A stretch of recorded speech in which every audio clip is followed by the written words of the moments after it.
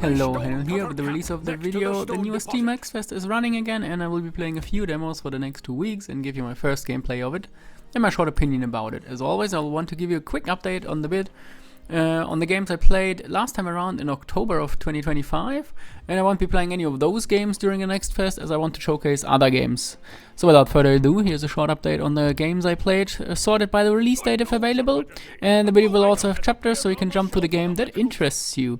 So let's start with the first game on the list, Lessaria Fantasy Kingdom by Rockby Game and published by Olden Publishing. Different RTS city builder. It released on the 20th of October, right around the time of the Steam Next Fest.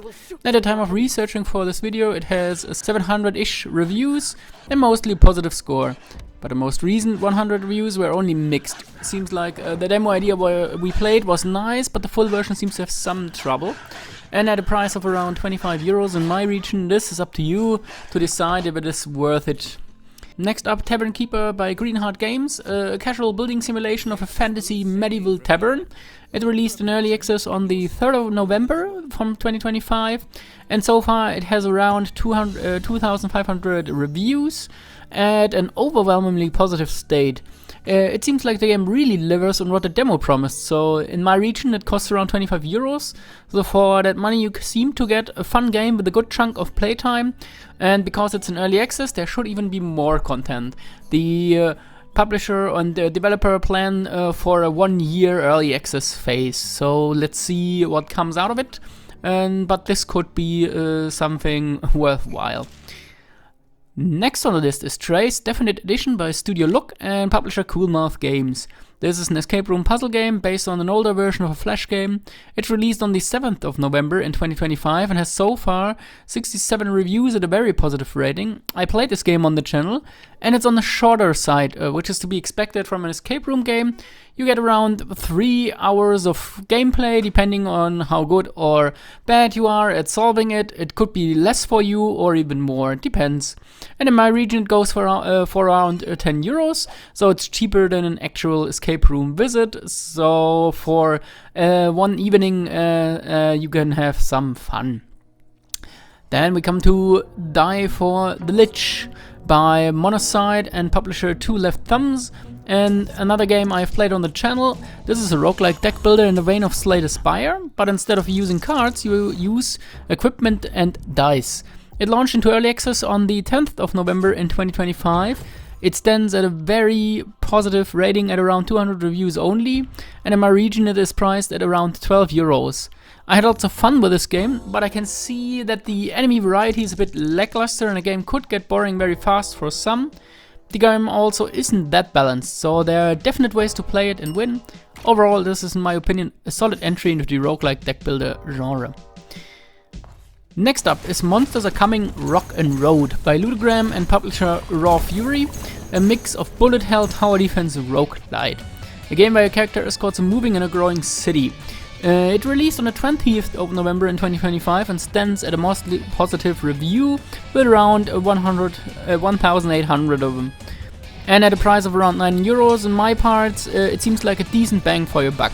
This game is still on my wishlist and I will play it when the time allows it. I had a feeling that the demo already gave a great feel for what the game provides, so overall I think this game can be a lot of fun and at that price range isn't too expensive.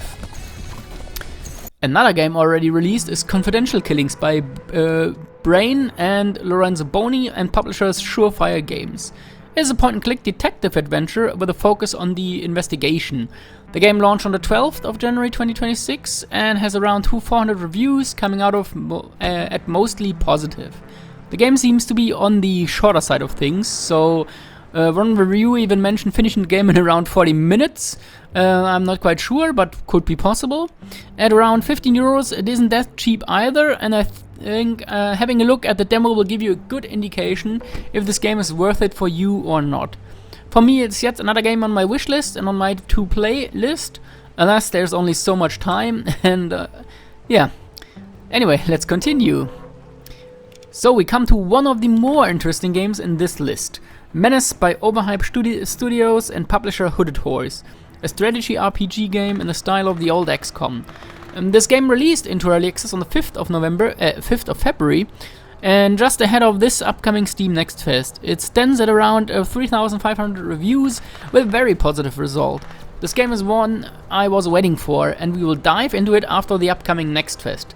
If you have played and loved the older XCOM games, then this should be a game for you. Right now the game is in an early stage and has the core gameplay down, but there is still stuff missing. The developer plans a 1-year early access phase, and in that time will try to implement the rest of the game parts. And even this bare game core is a lot of fun. If you want to jump in, depends on if you want to pay around 35 euros, and there is a 25% release discount up until the 19th. So I'm not sure if you will get that, but if you see this before the 19th, or if you've seen the game before the 19th, then you most likely were already searching for it and made use of that 25%. So we're getting to the final few entries in our list, and the ones that haven't released at the time of recording.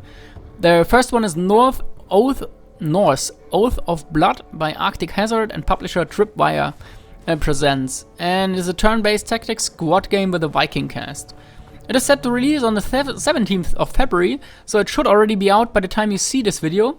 I'm excited for this game as the demo has some strong gameplay. I plan on playing this game on the channel. As of recording, I have no idea how long the game is going to be, but the price in my region is set to around 33 euros without a release discount.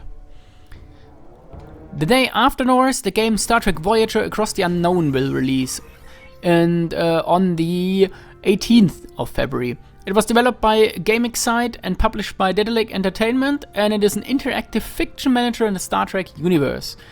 And by the time this video comes out, the game should have been released. And as of recording this video, there's no price given, so we have to see at the time of release.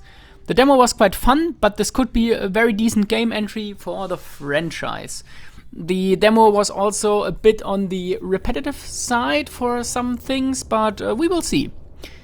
Which brings us to another IP game, Warhammer 40k Mechanicus II by Bulwark Studios and publisher Casado Games. This is the sequel to the previous entry Mechanicus I, and this time around you can play as the Necrons. It is again a turn-based tactics game, just like the first one. Going by the demo we played, it is a polished version of the original. As of recording this video, there was no release date given other than 2026. And looking around, I couldn't find any more info on it, so we have to wait and see. And another game we have to wait for is Heroes of Might and Magic Olden Era by Unfrozen and publisher Hooded Horse. A remake of one of the best turn-based 4X strategy games in Heroes of Might and Magic 3, and I can't wait for the remaster of one of my all-time classics. But for now we have to wait until December of 2026 for release if everything goes according to plan. So let's hope that they will bring it this year, and if not, then hopefully next year. But December is a long wait, so let's see what comes up. And the last game on the list is Illumination of Mansion, the Minesweeper-esque puzzle game by Chaos Advice Studios and Bruder Games. Other than the teaser of the coming soon, no further details for release are known to me. The official Twitter and Instagram site have been silent for a while, so as of now we can only wait and see. And that's it. That was the hopefully short update on the last demos. Thanks for watching, and I hope I'll see you with one of the upcoming demo videos.